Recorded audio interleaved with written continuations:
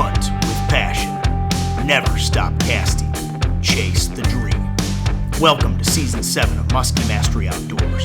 Brought to you by Bucher Outdoors. #1 in big game fish products. Recon Boats. Made by craftsmen. Built for fishermen. And by Great Lakes Potato Chips. Snack happy. Every chip, every bag.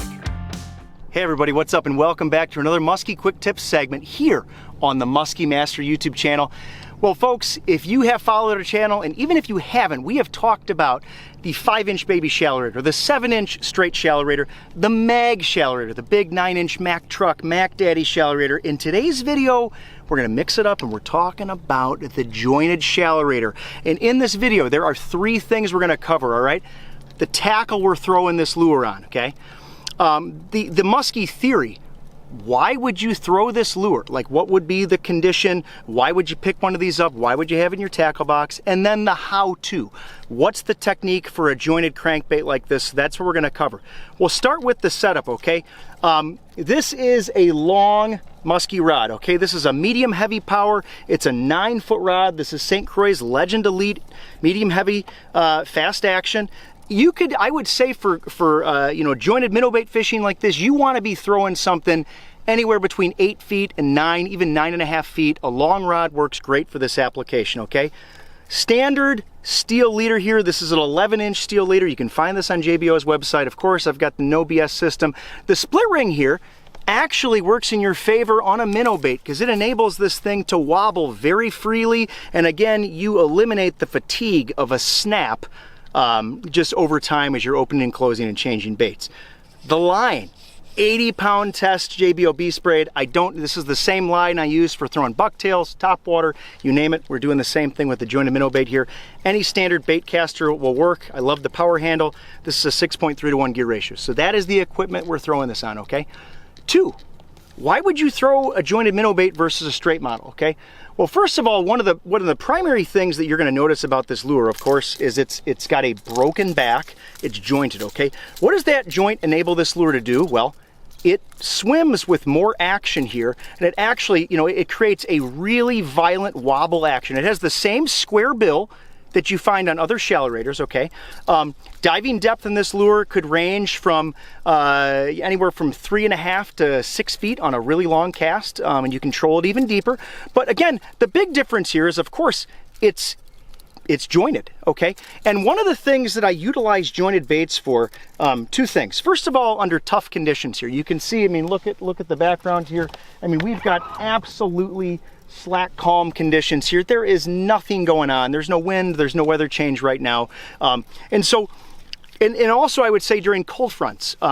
So we've got some kind of less than ideal conditions here is the point I'm getting at. I fish this lure in situations where we don't have a lot going on because it's the added wobbling, the added movement that can trigger strikes, cold fronts, slack, calm conditions like this. But here's the big trick though, okay? Here's the big trick again. It creates the illusion of speed. So again, why would you throw this? When you want to throw something slow, keep it in the strike zone longer, but you don't want to retrieve it for very fast. So what I mean by that is because I can crank this lure in on average pretty slow, and I'm still gonna get very violent action. The bait's not moving very fast, but it will wobble back and forth. So the general idea is, you know, for me, again, you can fish this under great conditions too, and you're gonna catch fish with it. But for me, I really like when I have less than ideal conditions, it's a great bait to throw. It creates more action for you, okay? So those are just some ideas. It also is really, really, really a great lure to throw on rock structures. So again, talking about like the why you would throw it and the how you would throw it. We're gonna get into the how here, but cold fronts, crappy conditions, rock structure, okay? Now, crankbaits. I'm going to talk about a couple different ways to throw this lure, okay? Again, like I said, on a long bomb cast, you may get 3 to 4 feet, 5 feet of diving distance on this. It's not a deep diver, okay? But here's the general rule. Crankbaits, guys, they're called crankbaits for a reason. You just crank them. So a lot of times with this lure, all I'm doing is bombing it out there, okay? Right now I'm fishing a little shallow rock reef, and you can see I've got this rod tip pointed right down toward the lure. And see how I'm bursting this just like a bucktail. So I'm actually in theory, fishing this like any blade, a 500 or a twin 8 or whatever it is, I'm bursting it, I'm retrieving it straight, and again, this thing is just wobbling and waddling its way right into the boat and finish with a quality figure 8. So I would say about 70%, 80% of the time, how I'm utilizing this lure is just a straight retrieve. And let me see here, the tip of this rock reef should be right about there. The only thing I'm doing different here, and you could, again, this lure will work in weeds, it will work in rocks, timber, you name it. Straight retrieve, and then, see that? I'm ticking rocks right there. I'm running the diving lip into rock structure. I'm feeling it pop the rocks, and I'm letting it kind of rise up slowly. And then once I'm off the, there we go, hit another one. Once I'm off that rock structure, now I just continue the retrieve and come right into the 8, okay? So again, that's the first way that I'm throwing this lure, is just a standard straight retrieve.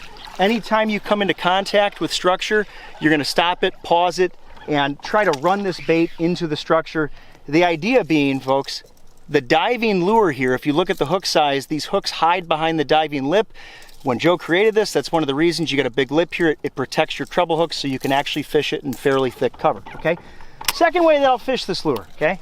Just a little bit of an adaptation here. You cast it out, okay? Give it a couple pulls, give it a nice good old-fashioned slackline twitch here. And I'll pause it, okay? So sometimes when the fish are really not moving like they are right now, you know, with slack conditions, I will start it with a couple of those real quick violent twitches and a slackline pause, just let it sit there, and then continue to crank. One of the reasons I love to crank this lure in straight is because, again, you take advantage of the figure 8, okay? A lot of folks will rip and pop this lure all the way to the boat. Is that gonna catch fish? You bet it will.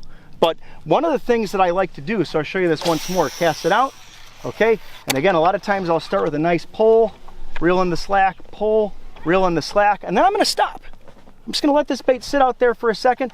I got a little bit of a feel on the line in case I get a slack line hit. Give it a good pop like that, let it sit, and then continue your retrieve just like normal, okay?